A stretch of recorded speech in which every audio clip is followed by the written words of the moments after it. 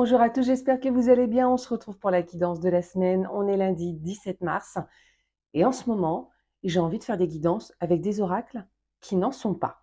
Alors, cette semaine, j'ai envie de vous proposer un petit travail sur les chakras, histoire de rééquilibrer nos énergies qui sont un petit peu perturbées par ce début d'année 2025.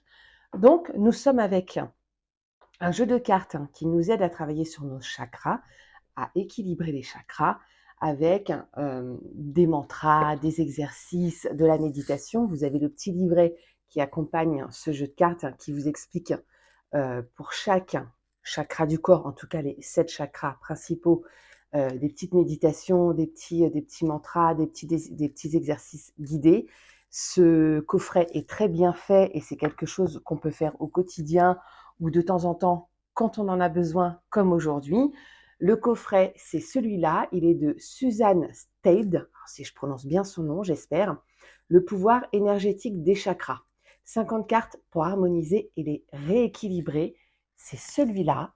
Je rentre bien pour que tout le monde le voit bien. C'est celui-là. Et aujourd'hui, j'avais envie de vous proposer de rééquilibrer nos chakras. Alors, évidemment, les cartes, elles sont triées, vous voyez, par couleur des chakras, donc des 7 chakras principaux. Donc, on va dire, là, c'est le violet chakra frontal, troisième œil, si je me trompe pas, si je dis pas de bêtises. Ouais, c'est ça. Alors là, ils ont mis aussi du violet. Alors, on va dire indigo-violet pour le frontal. Ils ont mis aussi du violet, ça pourrait être du blanc pour le chakra couronne, donc juste au-dessus. Pourquoi j'ai cette carte-là? D'accord, parce que c'est les affirmations. Parce que je redécouvre en même temps, en fait. On a le chakra, évidemment, le chakra racine avec la couleur rouge, mais qui pourrait être aussi de la couleur noire. On a le chakra sacré avec la couleur orange. On a le chakra du plexus solaire avec la couleur jaune. Le chakra de la gorge avec la couleur bleue et le chakra du cœur avec la couleur verte, mais qui aurait pu aussi être de couleur rose. C'est comme ça aussi qu'on y associe nos pierres en lithothérapie, vous savez, par rapport au chakra et ce qu'on doit travailler, comme cette magnifique améthyste arbre de vie que je porte autour du cou aujourd'hui. Donc j'avais envie de vous proposer, bon du coup je vais mélanger les cartes, puisque le but c'est un peu à l'intuition, un peu par rapport à votre ressenti, comment vous vous ressentez en ce moment, dans quel état d'esprit vous êtes et comment vous vous sentez dans votre corps. Je vais mélanger les cartes, vous allez choisir 1, 2 ou 3 et ça va vous donner votre chakra à travailler. C'est quelque chose que je pourrais vous proposer aussi en atelier, pourquoi pas, c'est un truc qu'on pourrait faire ou en live ou sur un atelier Zoom que je pourrais organiser, ça pourrait être un truc sympa, c'est quelque chose que j'avais déjà fait, mais avec de la lithothérapie, donc pourquoi pas. Je vais mélanger toutes ces cartes et on va voir un petit peu ce que vous avez, ce qu'on a à travailler ou à libérer, à réfléchir, à voir. Donc du coup, hop, je vais les mélanger. Tac. Donc je rappelle, chakra racine, tout en bas. L'ancrage. Chakra sacré, tout ce qui est dans la réalisation de soi, tout ce qui est au niveau plutôt du féminin et masculin. On va dire ça comme ça. Chakra du plexus solaire qui nous aide à nous réaliser, qui nous fait rayonner ce qu'on met en place pour être nous. Le chakra du cœur qui nous aide à établir des liens, à s'aimer soi-même, le lien universel et aussi à rayonner un peu avec le plexus solaire. Le chakra de la gorge pour la communication et pour tout ce qui est le lien aux autres également. Le chakra frontal pour tout ce qui est un petit peu plus spirituel, l'ouverture à l'universel, au monde, et le chakra couronne, encore plus relié à l'univers et à nos ressentis. C'est parti, là je vous l'ai fait bref parce que bien évidemment c'est un tout petit peu plus compliqué que ça, mais là je vous l'ai fait bref. C'est parti, 1, 2 ou 3 et on regarde quel chakra vous accompagne cette semaine, quel chakra vous allez pouvoir travailler ou en tout cas, quel est le chakra qui est bloqué chez nous cette semaine et qu'on doit libérer. J'ai envie de dire ça comme ça. Donc 1, 2 ou 3. Vous laissez guider votre intuition. Essayez de ressentir, de respirer un petit peu ce qui se passe dans votre corps. Où est-ce que vous sentez que ça bloque? Qu'est-ce qui pourrait faire en ce moment qui pourrait que ça puisse vous faire du bien de libérer cette énergie-là en vous? Allez, hop, c'est parti. Alors, je vais essayer du coup de ne pas regarder d'en choisir 3 parce que sinon je vais être influencée par les couleurs, évidemment. Donc, hop, je tire la première carte. En même temps, je regarde le tableau de moi quand j'étais petite, l'intuition de l'enfant sage. La deuxième carte est tirée. Ah, c'est vraiment à l'aveugle pour le coup. Et 1, 2, elles sont là. Et 3. Hop, je vais découvrir en même temps que vous. Et je vais faire comme pour une guidance générale. Je vais regarder un petit peu à la coupe le chakra général qu'on aurait à travailler. Et ce serait donc le chakra racine. Donc vraiment l'ancrage, hein, repartir à la base. Et ce serait un mantra. Et on nous donne un exercice en fait pour nous aider à nous ancrer de nouveau et à reprendre contact, je dirais, avec la réalité et le monde et la terre. Donc en fait, c'est une position de yoga, hein, c'est faire une petite méditation. Ça, c'est pour l'énergie générale, ce qui est assez intéressant puisqu'on nous demande de nous recentrer et de nous relier à l'univers et à la terre. Donc, je trouve que c'est pas mal comme énergie générale. Bon, allez, c'est parti. Pour ceux qui ont tiré la carte numéro 1, vous êtes sur le chakra couronne, celui tout en haut, complètement ouvert. Alors, est-ce que c'est parce qu'il est trop ouvert ou est-ce que c'est parce qu'il faut l'ouvrir davantage? Peut-être que ça s'adresse aux personnes qui ont besoin d'être plus attentives, aux personnes plus attentives, oui, à leur intuition, à leur ressenti, à ce qui se passe dans l'univers, à ce qui nous entoure, du domaine de l'invisible.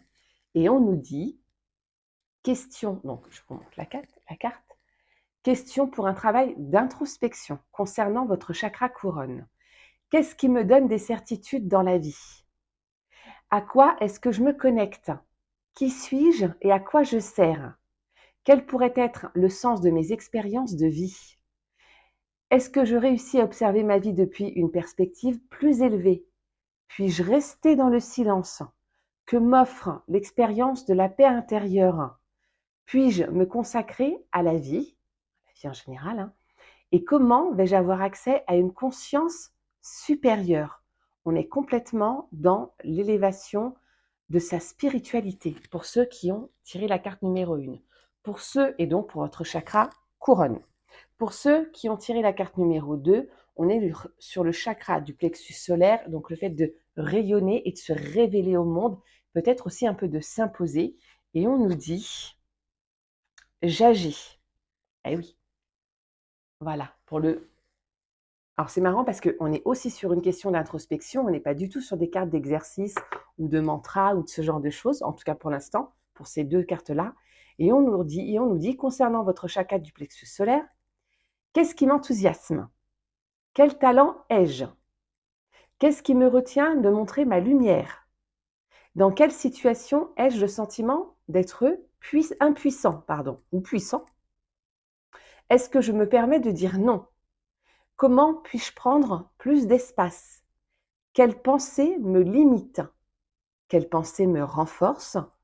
Qu'est-ce que je considère comme précieux en moi? Donc on en revient à comment je m'épanouis et comment je m'impose, mais de façon positive, au monde. Voilà pour ceux qui ont tiré la carte numéro 2. Et pour ceux qui ont tiré la carte numéro 3, on est aussi sur le chakra couronne.